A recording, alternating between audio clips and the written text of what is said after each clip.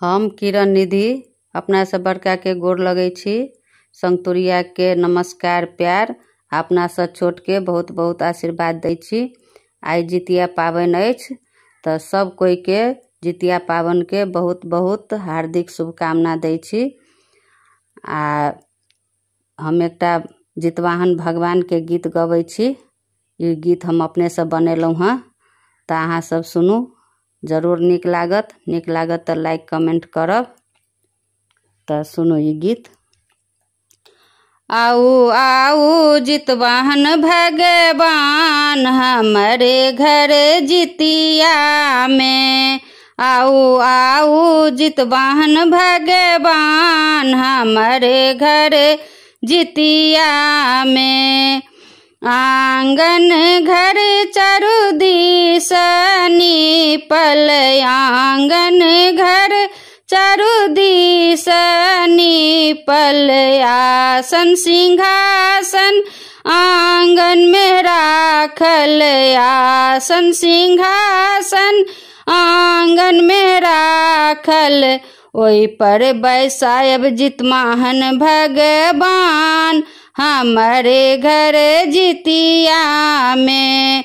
ओई पर बैसायब जितवाहन भगवान हमारे घर जितिया में।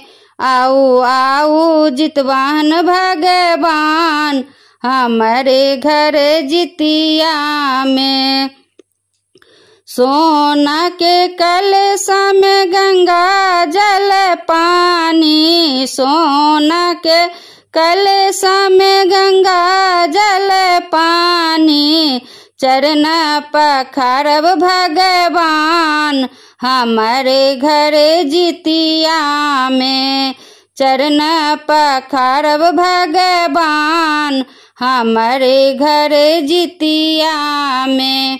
आऊ आऊ जितवाहन भगवान हमारे घर जितिया में।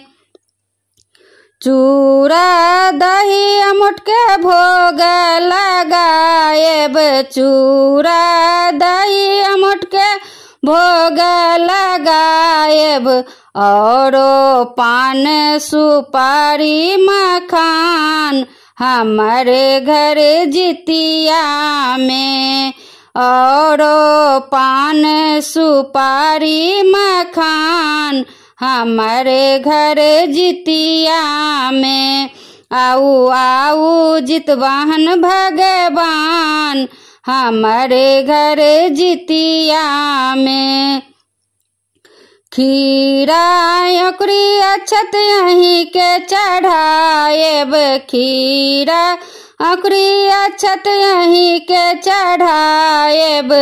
धूप दीप सारती देखाएब, धूप दीप सारती देखाएब।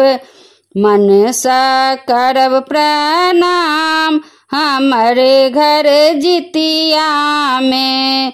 मन सा करब प्रणाम हमारे घर जितिया में।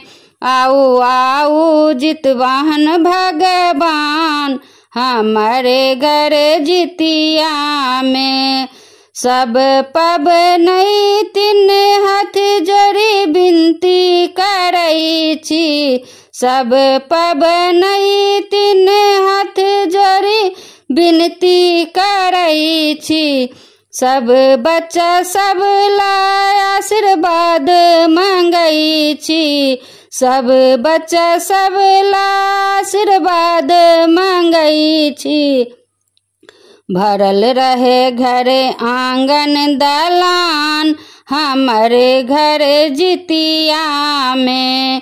भरल रहे घर आंगन दलान हमारे घर जितिया में। आऊ आऊ जितवाहन भगवान हमारे घर जितिया में। आऊ आऊ जितवाहन भगवान हमारे घर जितिया में। धन्यवाद।